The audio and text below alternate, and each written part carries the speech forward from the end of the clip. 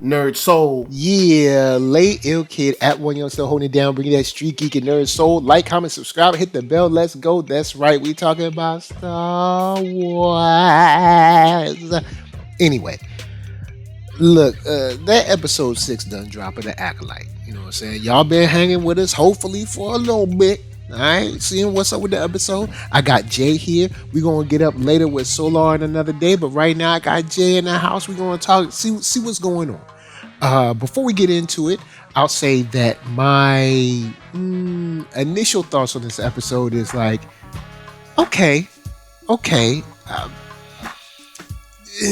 feel like y'all are still kind of stringing us on, and we're really late in the game to be stringing us on. Like, really late in the game to be stringing us on.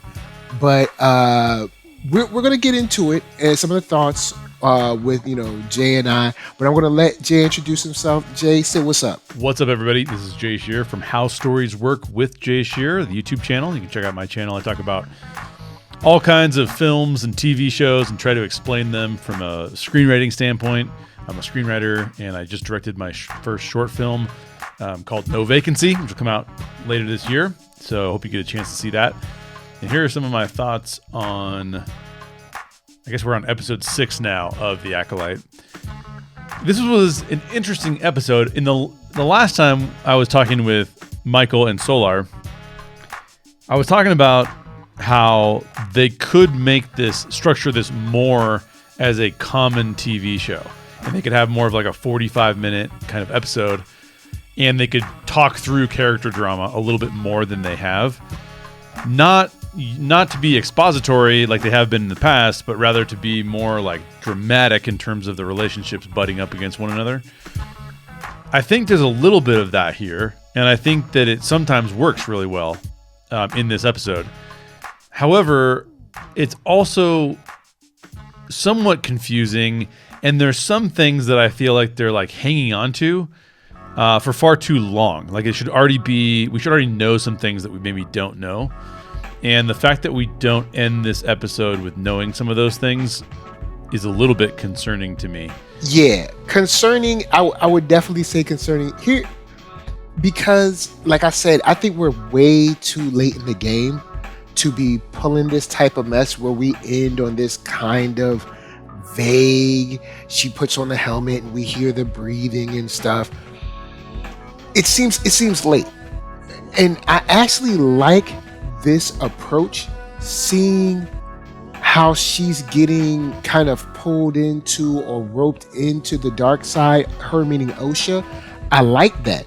I like the fact that we're stepping closer to the truth of what happened on Brindok. But I also think like it's happening way too late. And I'm so tired of people being like, it's time for us to talk about it. And we're going to talk about it in like one more second. I promise you, just one more second and we'll talk about it. So let me just talk about what I liked first, and then I'll talk about some things that I thought were odd choices. The first thing I liked was I continue to think that Manny Jacinto's take on this character is really, really good. It's really interesting. It's really fascinating. The way he delivers his lines is phenomenal. It's hard to tell with Manny how good the dialogue actually is, because there's some places where the dialogue is not great, but his dialogue almost always works. There's only been a couple of times where I've heard his dialogue and thought, I don't love that piece of dialogue. I feel like it could have been different. But the way his performance is pretty compelling. He very much is coming off as the guy who knows things and the guy who's discovered things and who has the ability to, as Osha says, corrupt people. But the way he corrupts people is just like talking through the issues that he's dealt with and how he's dealt with them. So I think that that's a pretty compelling character to follow. I thought it was interesting that he lives in it looks like to me he lives in a cortosis mine, because there's like that vein of cortosis that's running through that Osha looks up at. His helmet is cool. He's fixing his helmet, which means he probably has access to that vein and is able to extract that ore and then use it to fix his helmet. I'm not exactly sure why he had to go in the pool. That was a little awkward. I didn't know if they were trying to make that, in a normal show like Game of Thrones or something. I would have said that scene existed for the purposes of like sexual tension between the two characters. Except that I feel like that's not at all why that scene existed. So it's kind of weird. It's a kind of a strange take. I mean, both Yord and Manny Jacinto's character, which I don't know his name besides being the stranger, both of them have had their shirts off. But like, all right, so check it. All right, real quick.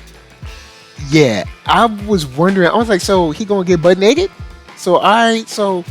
You're butt naked. Is she gonna kill a naked man? And I was like, don't kill a naked man. I mean, I guess kill me with my clothes on, but give me some. And I mean, he even makes a statement about being honorable or dishonorable to kill him, like, kill him in this way.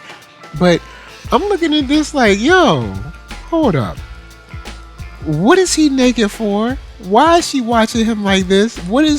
And to your point about the sexual tension, there is none. And maybe she, saw the muscles and was thinking, oh, snap, all right, brother got a little something. I have no idea. But it does seem out of place for the type of relationship that they have at the time, if any, I guess you could say. But I was wondering, like, all right, he knows that she's there. So maybe this is a way for him to, I guess, disarm himself and make her feel comfortable, because when you naked, you as vulnerable as you gonna get. It ain't no when you butt naked, that's it. You ain't got nothing else. And you get the sense that they're trying to do that, I guess, for the female audience or the male audience that likes that. The weird thing is that they're not going that direction. Disney Star Wars hasn't gone that direction that I can think of at all. Let me think about this for a second. In regards to, like, they haven't sexualized any of the characters that I can think of at all. And so it's interesting that they would choose to do that with the two guys and like choose to totally avoid it with the women. Not that seems like something that the showrunner would do in this case. So I'm not really sure where that comes from, but it's an interesting take to make there be sexualized scenes, because neither of these guys needed to have their shirts off, and clearly they are gym rats. The only thing I can think is maybe way back with Leia, you got that, but outside of Leia, I don't think we've had any kind of sexual tension since. Maybe in Solo, because him and, was it Kira? Was the girl's name Kira? Whatever her name was. We knew he was in love with her, but as far as playing her as sexy or them as sexy or sexual to one another, not really. So I guess you got one way back in the early 80s or whatever with Princess Leia, and since then there's been a sexual drought for Star Wars. Maybe they trying to make up for it, man. You never know. They trying to make it. They like, look, man, we got to get some abs in here. All right, get the dudes cut up. All right, show some glutes or something. Maybe that's what Star Wars been missing. I think Star Wars been missing some other things, but they like, yo, man, show little shoulders. The man been doing push-ups or something. I really don't know. I'm not against that in Star Wars at all. Like, you can do that, and I think that's totally fine. It's a little odd the way that it's done, though, because it doesn't feel like they're doing it for... In both cases they did it. It didn't feel like they were doing it for the characters in the actual show. It felt like they were actually doing it for the audience, which is interesting. It's kind of like George Lucas with the Princess Leia bikini and Jabba, right? Like, that's definitely not for the characters in that scene. It doesn't feel like. Obviously Jabba is objectifying her, but it doesn't. It's almost more like it's like a she's meant to be objectified so she doesn't feel as powerful, as opposed to like that's what he's really attracted to. Who knows? Jabba's a weirdo. So it's interesting to see it done like this. Obviously George Lucas did it with the slave Leia in her bikini, and then again he did it a little bit with Padme and the several of the outfits that she wears. So George did that on the female side more so than the male side. And now Leslie is basically saying like, okay, we're going to do that on the male side. It just doesn't feel like it. I don't know. It doesn't really feel like it belongs per se. But hey, who knows? Maybe people out there are really enjoying it, and like, good for you. That's great. But Manny Jacinto, I think it was awesome. So that scene confused me a little bit because I felt like they were maybe gonna utilize it for like sexual tension or something like that, and it was clearly not utilized for that. But the way he's talking to Osha, I think, is pretty interesting because clearly he knows some things about the way that the Jedi operate. And the Jedi are very clearly, I'll talk about this in a minute, the Jedi are very clearly like, oh, great, we got ourselves into a situation that's really bad. So what's interesting about Manny Jacinto's character, the Stranger, is that he is definitely withholding information from Osha with the assumption that she's going to discover it herself because she's super strong in the Force. And he's even indicating that maybe he wanted to have her as his disciple, possibly even over and above May. He kind of hints at that a little bit. He also said that he wants to operate out of the power of two, and we know that there's two things, right? There's the rule of two, and the rule of two is the Sith rule that there can only be a master and an apprentice. You can't just have a bunch of Sith. I know that the video games sometimes break that rule, but like as far as the shows go and the lore goes, you're not supposed to break that rule. What I found interesting about it, though, is he didn't say the rule of two. He said the power of two, which is what the witches, I can't remember what planet they were on, but May and Osha's moms, I guess you could say, they are the ones that call it the power of two. You know what? I just thought of something. Hold up real quick. I just thought of something. You know, I mean, even though we didn't see any sexual tension, Osha didn't turn away when he walked up out that water, though. All I'm saying, she ain't turned away. All right, she peeped him out. All right, she checked him. She ain't, you know what I'm saying? She did not avert that gaze, though. So I'm not really sure what he's hinting at with the power of two, and if it's the rule of two, and he hasn't made it a rule yet because he hasn't explored it or hasn't figured it out, and the rule of two actually comes from the witches. If that's the case, I would say why do that? Like, there's already lore that I believe I want to say it was Darth Bane. I could be wrong about that. One of the old Sith created the rule of two, one to kind of draw on the power, and the other one to crave the power. And then the person who's craving the power, the apprentice or the acolyte in this case, would take over the master and then take over that power and then find somebody else. And it was interesting to me. I'm not sure why it had to be based on a coven of witches and their power of two mantra that they were doing, unless we learn that there's some kind of force. What word do I want to use? There's something with the Force where this power of two, rule of two, is kind of more ubiquitous than we might assume that it is right now. That would be kind of interesting, but I would want more lore built in as opposed to it being like, oh, hey, it was this one Sith guy, but now we're going to turn it into it was these witches instead. I just don't know why you would add that lore. It doesn't seem like super helpful to me to add that lore. But I really like what Manny's doing. I really like the way he addresses everything. He's being very creepy, very much not like his role in The Good Place, which is fun to see him do something different. So I like what's going on with him. I think that's compelling. He's using pretty much standard Sith tactics, it feels like. It does feel very Kylo Ren of him to act the way he is. I know some of the people out there are calling him Smilo Ren, and that's actually pretty funny, so I'll give them credit for that. I think Osha and May are still characters where clearly they've got stuff going on that needs to be dealt with and explored.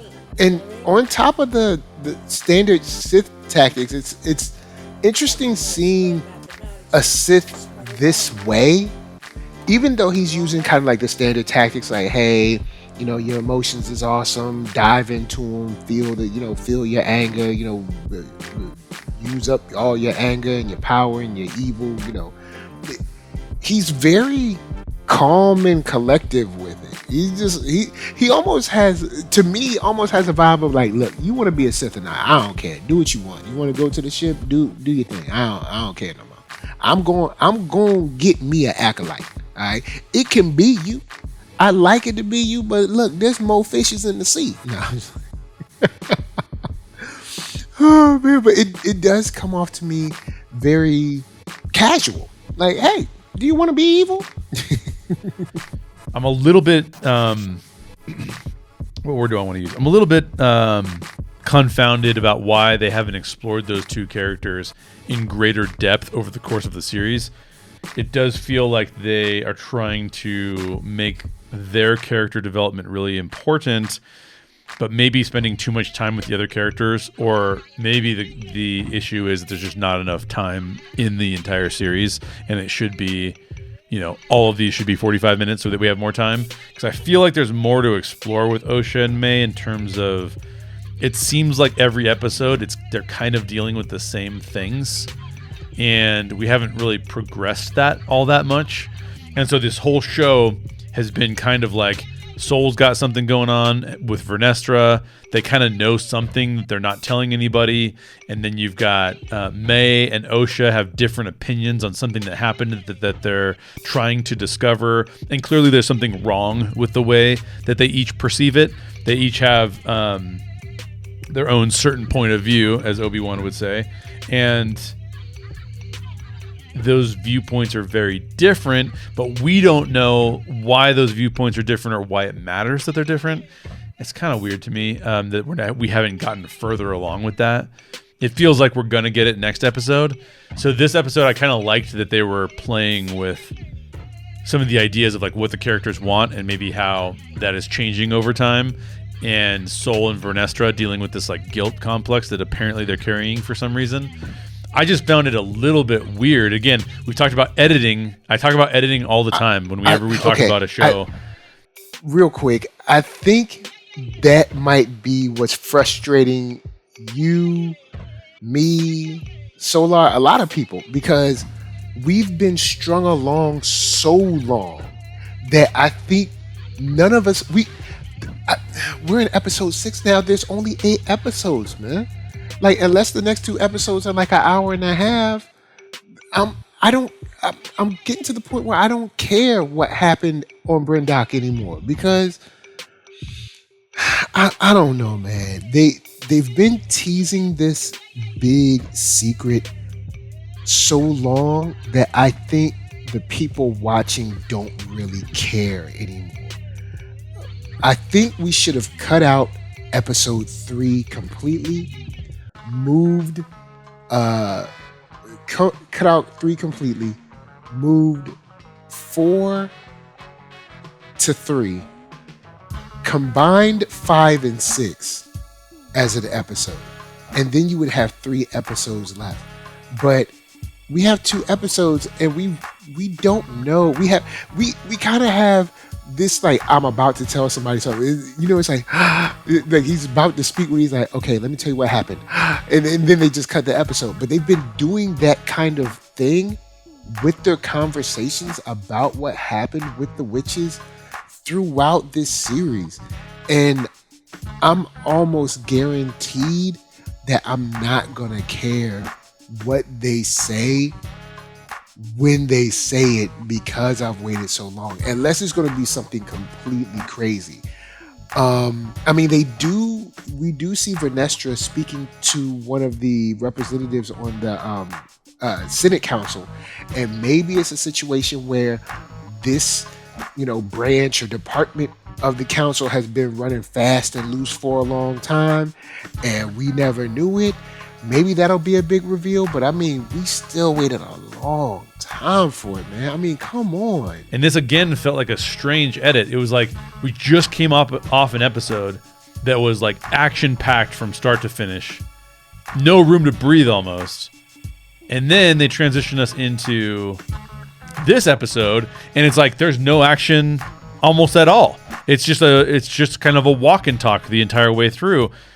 I'm not sure why they didn't cut this a little bit differently so that you had some of the action maybe from the previous episode in this one, It's just, that's a weird choice to me. I don't quite understand why they're doing that.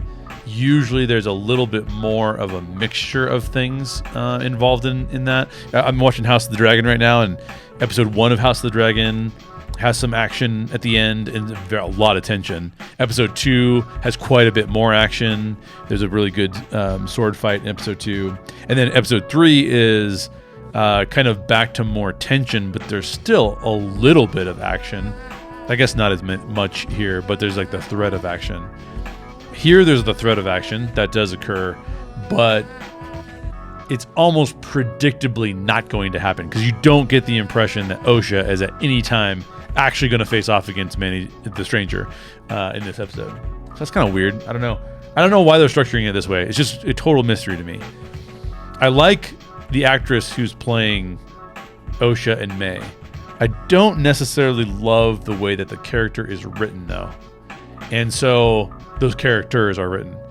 I'm not sure why. It just doesn't really quite click for me. I think it's because we keep going through the same cycle of like they're going to find out, but they're not finding out. So they need to look for other ways of like drawing out conflict.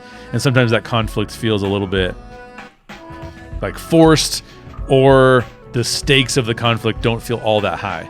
So for example, when May is in the ship and we like obviously know that it's May, and Soul doesn't really know that it's May, and then there's the finder or the tracker, and the tracker kind of basically knows that it's May, and he has to figure out how to tell Soul that it's May.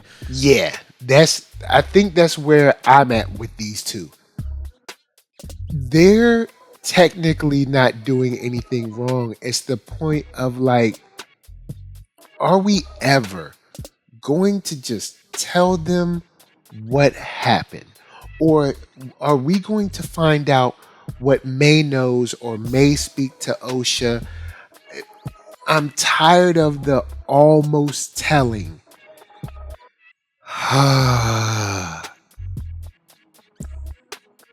mean, I don't know. I know there's situations where this kind of works, but I don't think situations where the almost telling but not telling works for this long. We've been doing 6 episodes of almost telling someone something. It's a lot to hang a whole show on. I think if we got similar to what you were saying with the whole Memento idea of them bouncing back and forth in time, seeing pieces of episode 3 throughout the 6 episodes, then we could move episode 4 to episode 3, combine episode 5 and 6, and then we'd be seeing pieces, and then actually see what happens at the end of episode 6. You know, maybe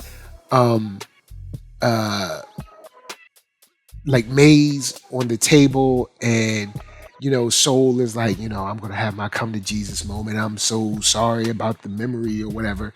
And then she immediately starts yelling at him, I remember I was there, something like that, and you did this. And then once she does that, we go into the memory, or we go into the flashback, and we see what the Jedi did. And whatever the Jedi did has got to be like incredibly just disastrous from a moral standpoint. And then we know, oh, hold up. Are these even Jedi? How would they get away with this? And you know, and then maybe we find out that Vernestra had something in, you know, covering it up, because of course she wants to handle this personally. So I don't know, man. I just don't know. I don't know. There was some tension in that, but not a lot of tension in that, which again feels like it could be improved. I feel like there was better tension in the Osha and stranger interaction, so I like that a little bit better. And then for whatever reason, the Vernestra character, I don't find that character compelling at all, and I'll just give you a couple of examples of why I don't. She's definitely worried. She gets the message from Saul. You know, there's like the message was everybody's dead except for Soul, and her response to it is kind of like, there's no tears, there's no crying, there's no like, oh my gosh, I can't believe it. There's no sort of emotion from her except this sense that there's fear and guilt in her past. And then, you know, Star Wars plays off that all the time because that's a thing that takes us to the dark side, of course. But it doesn't really work for her character for me because, again, like, I don't really know what the stakes are, or like, obviously Soul's like, I got to go to the High Council, and maybe she doesn't want him to go to the High Council, but what are the implications of them going to the High Council, right? Like, what happens differently? I would like to know those stakes so I could be like, oh yeah, this is crazy. Like, she has to try and cover this up. I think it feels like she has to cover it up, but it's a little bit vague. And I don't mean like we need more exposition. Like, I'll give you an example. This is really odd conflict. She says, I'll get on the ship with you and I'll go with you to find all these dead Jedi. And the kid is like, oh, but you don't like going on ships because you get nauseated. And she's like, oh, I just find it unsettling. Like, what? How did that dialogue help that scene at all? It feels a little bit like, because then we see her show up on the planet. What is it?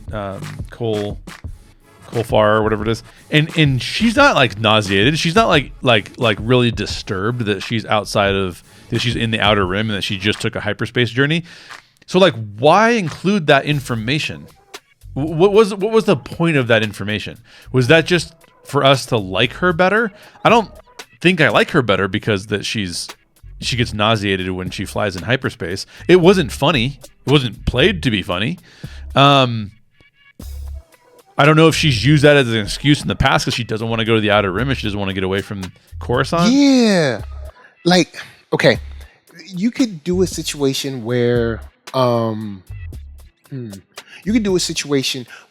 he comments on how she gets nauseous on the ship, you know, with hyperspace, and she could, you know, kind of stare him down and say, Jedi are dead, get on the ship. Something like that. And then it's like, oh, there's a sense of urgency, you know, like someone's angry about this because we need to go, kind of thing. I just am very puzzled about how her character is managing everything. I don't know what the stakes are related to her character. I don't know her relationship to the High Council and why she would want to hide things from the High Council. That keeps being hidden from us more and more, which makes me think that there's no way that the season 1 is the end of The Acolyte.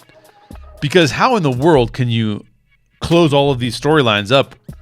Even if you had 2 hour-and-a-half long episodes, maybe then you could get there. That's not a common thing for Star Wars to do. They haven't done that in the past. You know, we get an hour to an hour-and-a-half episodes on House of the Dragon. We don't get that kind of episode on Star Wars or Marvel shows. I don't even know what the longest one is, but I'd be surprised if it was over an hour.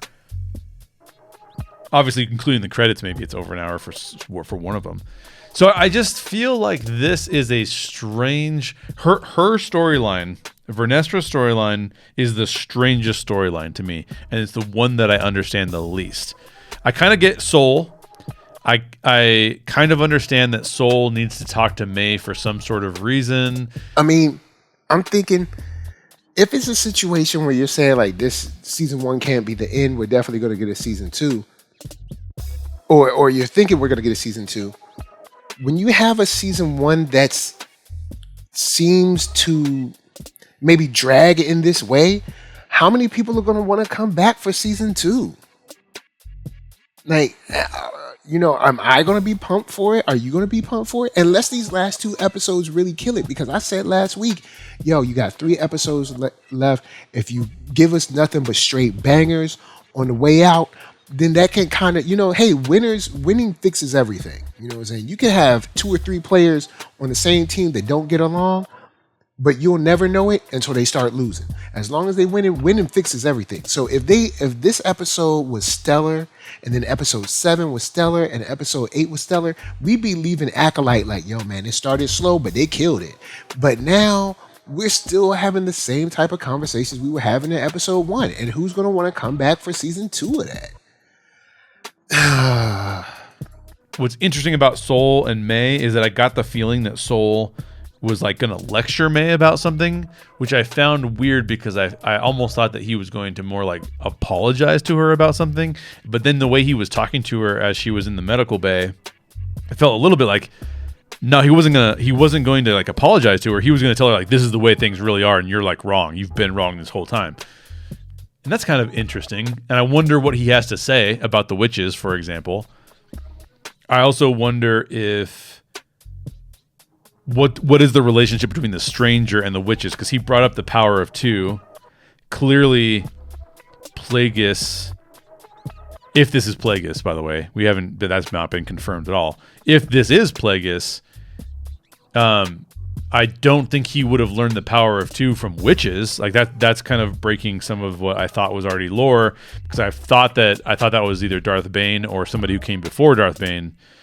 So I'm almost positive it was Darth Bane, because I don't know if the Darth Bane books are canon, but the Sith used to have armies of force wielders, and I'm almost positive it was Bane that was like, we're not doing this anymore, because they had a giant fallout. I can't remember what planet it was, but there was a giant battle where all the Siths just started fighting each other, kind of like Highlander style, like the last one standing wins.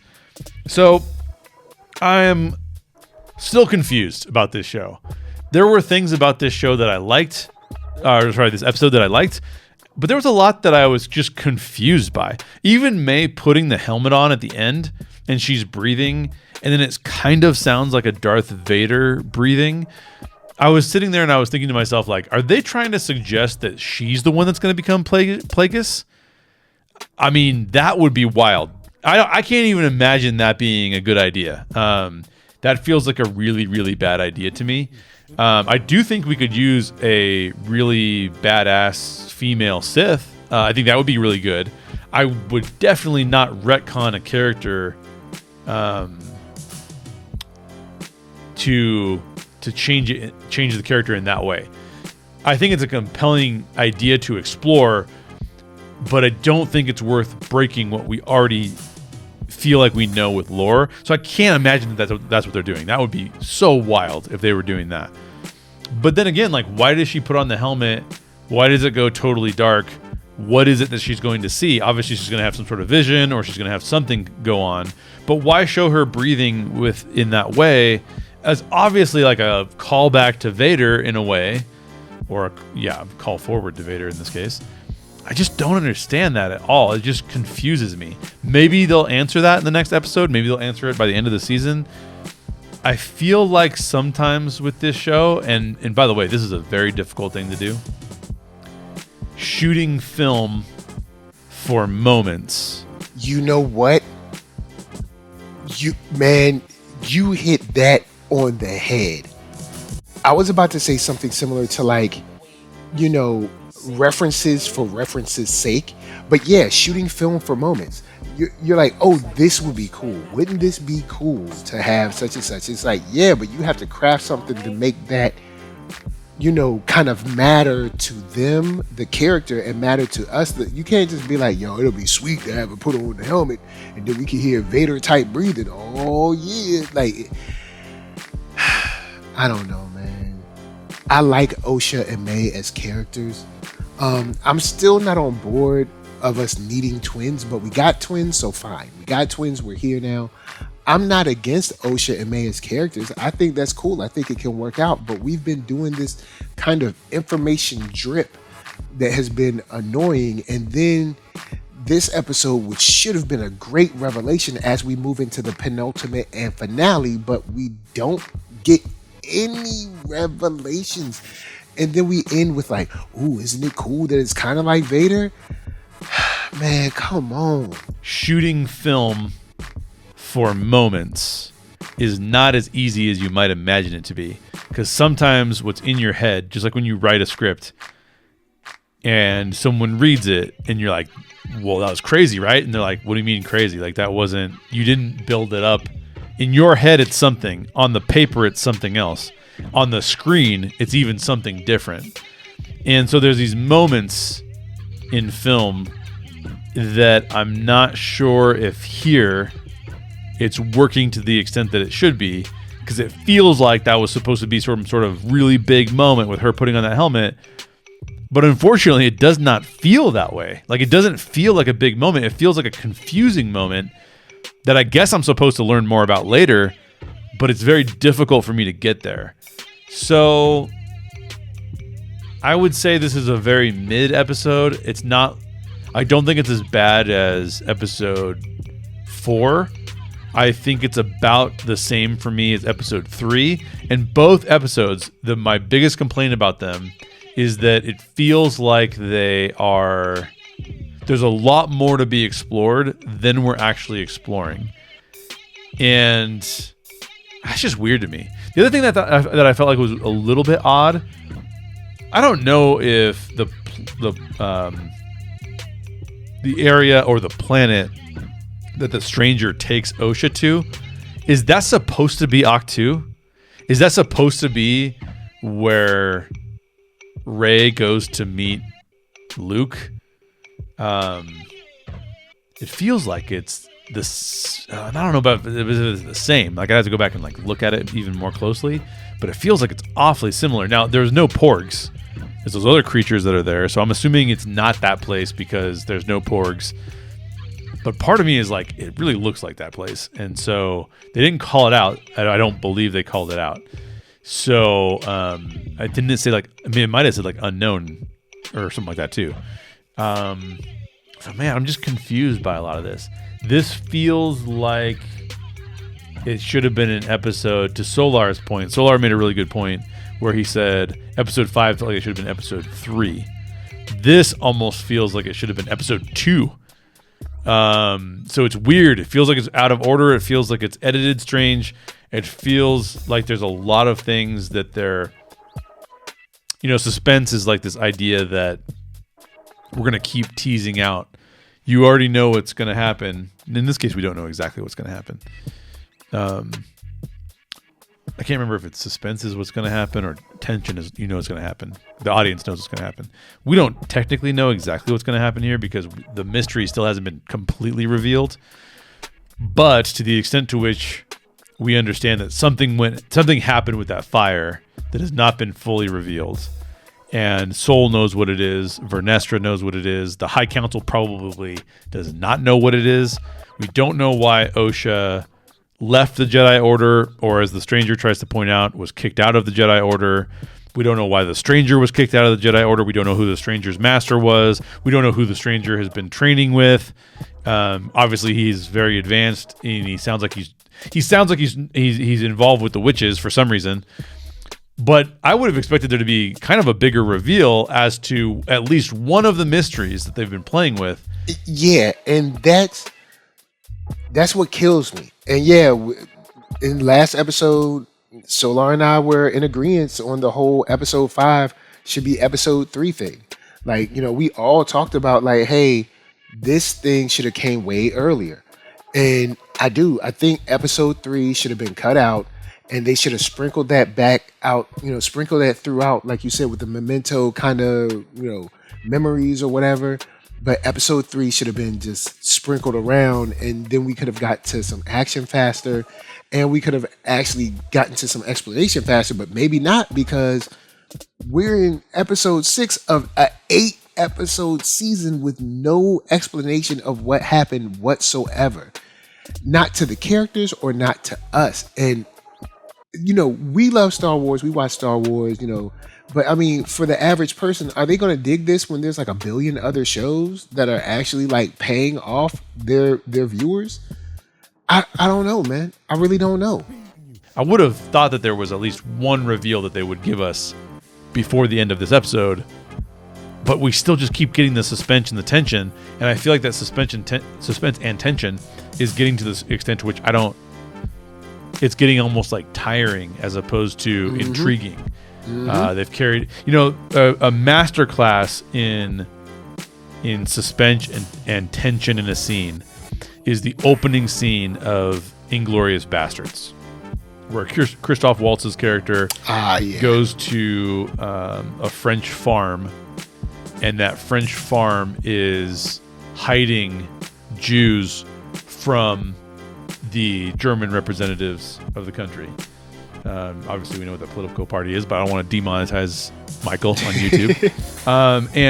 And it's a really tense scene because you know at some point in time something bad is going to happen, and there's multiple parts where it almost happens, and it is a master class in how to keep you on the edge of your seat. I'm not sure I've ever seen a scene do it better than that scene. It might be the best scene of all time in that regard. So shout out to Quentin Tarantino for that. This is not that. This is not. This is like, just tell us already. We want to just know and get past it. Clearly, the best thing you do in this show is you do the action really well, and it's making me rethink like even some of my own stories and some of my own. I just directed this short film. It's making me think like, did I nail the suspense or did I take it too far? It's making me want to go back and study the Quentin Tarantino film and then compare that to this to kind of see the difference between the two. So, not overly excited about this episode. I think it's probably going to be, again, it's fine.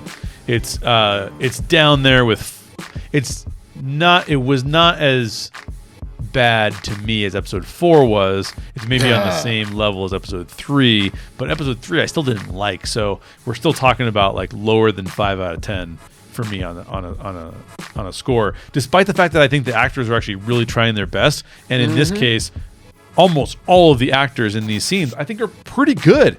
I would love to see them in a different context because Manny's killing it. I think Soul is doing a really good job, although some of the things there are a little, some of the lines of dialogue are maybe a little bit awkward, but that actor I think does the best he can with it for sure. And I still think that May and Osha, the actress that plays May and Osha, is also phenomenal. It's just that there's something missing from how it's playing out. So there you go. That's my take. Jay Sherer from How Stories Work with Jay Sherer. I guess maybe I'll have to do a video on tension and suspense now or something along those lines. Michael, thanks for having me on. I appreciate it. Man. And I'm looking forward to episode 7 and episode 8 so we can finally like figure out what's going on and get to the end of this show and see if there's going to be another season or if they're just going to abandon it, or I don't know what's going to happen, but we shall see. Stay tuned for No Vacancy. We're going to do some screenings of that. I've got it out to a bunch of festivals as well. So if you're interested in watching that, let me know.